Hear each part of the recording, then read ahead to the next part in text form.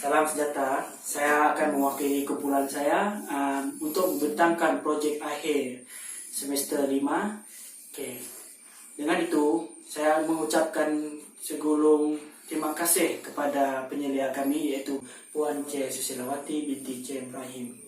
Saya, Renal Leong Gauyun, beserta dengan kawan saya akan membentangkan tajuk projek kami iaitu Fruit Fly Zapper. Fruit Fly Zapper ini adalah merupakan satu perangkap lalat buah yang merupakan perosak tanaman.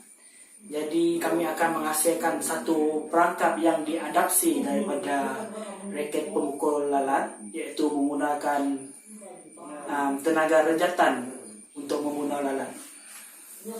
Untuk projek ini, kami juga menggunakan konsep solar untuk penyanaan tenaga haba kepada tenaga elektrik, iaitu haba diserap oleh solar, lalu cas untuk bateri mengalirkan arus rejatan tersebut kepada wire mesh kami, iaitu dawai. Dalam dawai ini, kami menggunakan dua layer, satu untuk positif, satu untuk negatif. Bactera docilis is a highly invasive species. This type of flies are plant pests in Malaysia. As a lethal attack of the fruit flies, the crop yields. Bermaksud hasil tanaman di sini rosak disebabkan lalat buah, yaitu semakin meningkat di negara kita.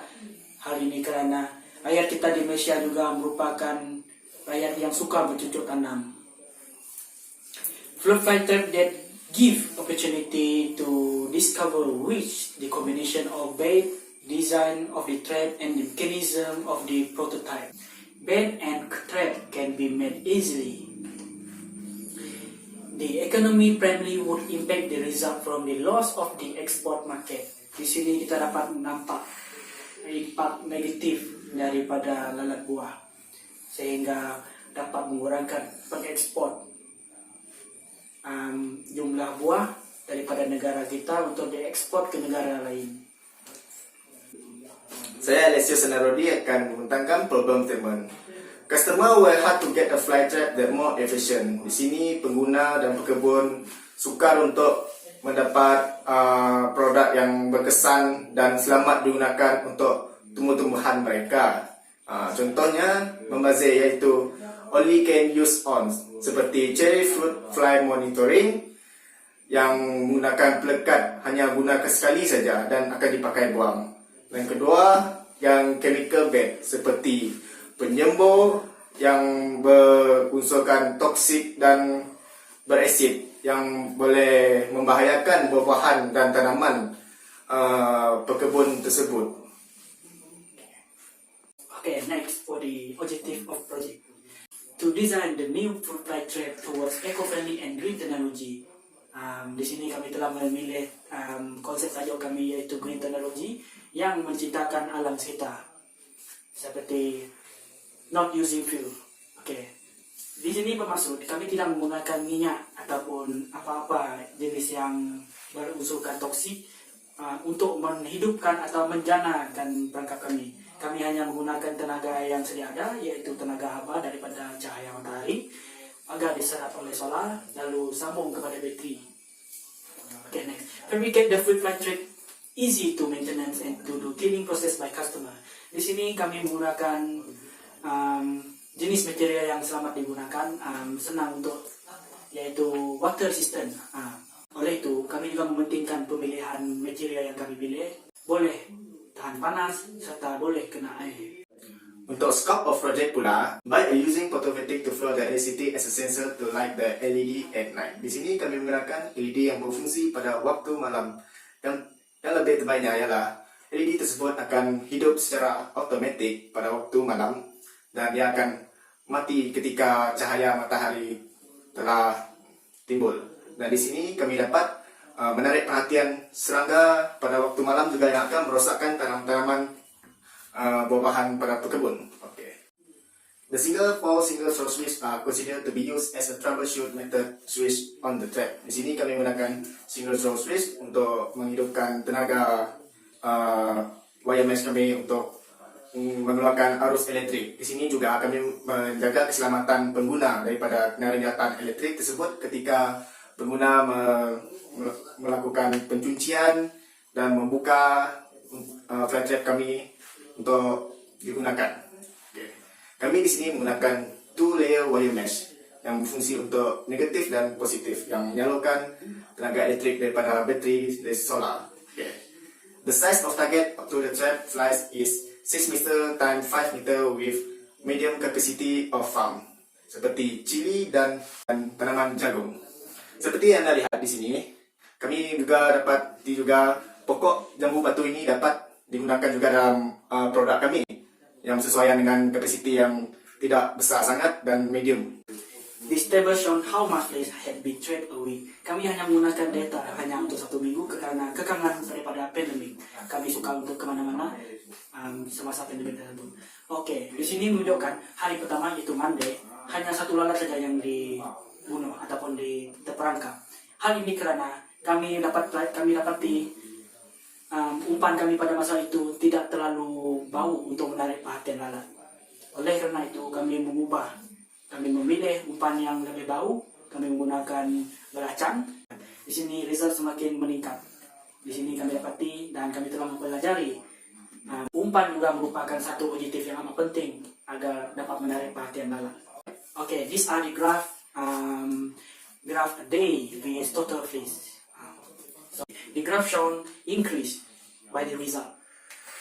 Oke, untuk metodologi untuk pemilihan barang, kami menggunakan 8 bahan. Di sini pertama kami menggunakan solar yang berkuasa 6 volt dan juga nickel metal hydride model and is rechargeable. Di sini bateri ini dapat rechargeable untuk menjana kuasa daripada solar semula untuk dicas. Oke, ketiga LED mounted with a rechargeable system to charge the battery so that can regenerate the electricity. Oke, 3 bahan ini satu set daripada solar tersebut. Oke, di sini LED mounted kami berperanan penting juga untuk mengecas semula bateri ini daripada solar. Ini kerana panel solar terdapat direct terus cas pergi ke bateri. Oke, bahan kedua, bahan keempat, the switch is an electrical component that can be disconnect or connect the conducting pad in electricity as a circuit. Bahan kelima pula, kami menggunakan acrylic sheet. We using acrylic sheet for the body design for the fabrication. 1 mm pula untuk body part kami yang mudah untuk ditebuk. Untuk 2 mm pula, kami menggunakan untuk casing wiring kami. Ini kerana kami menggunakan untuk tahan panas dan juga tidak mudah pecah. Ini kerana wiring kami untuk melindungi daripada kerosakan dan retakan dan kepanasan.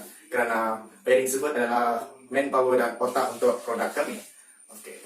Untuk wire mesh also a major part is a wasp part to kill the fly with the electrical current absorb.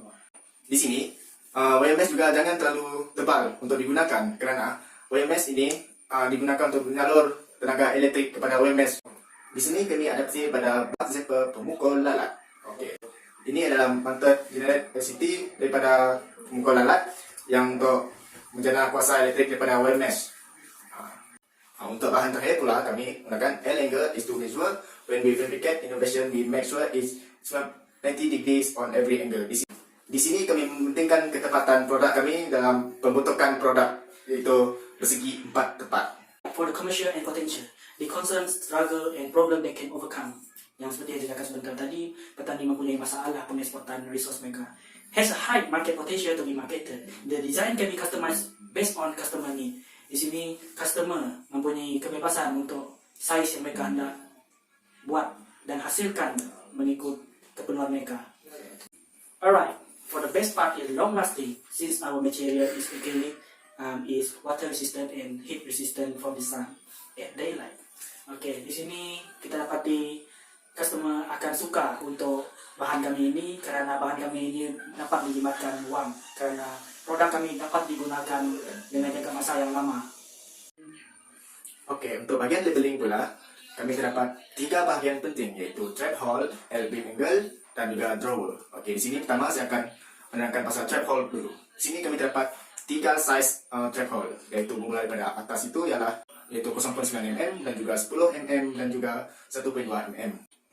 Dan juga untuk drawer pula, kami menggunakan akrilik lebihan untuk menggunakan drawer supaya mudah dibuang bangkai lalat tersebut dan juga dapat menukar bahan-bahan umpan yang digunakan.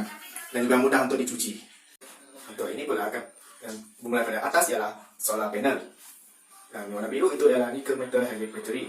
Dan kami menggunakan wiring casing itu adalah acrylic sheet daripada 2mm yang betul tebal tadi.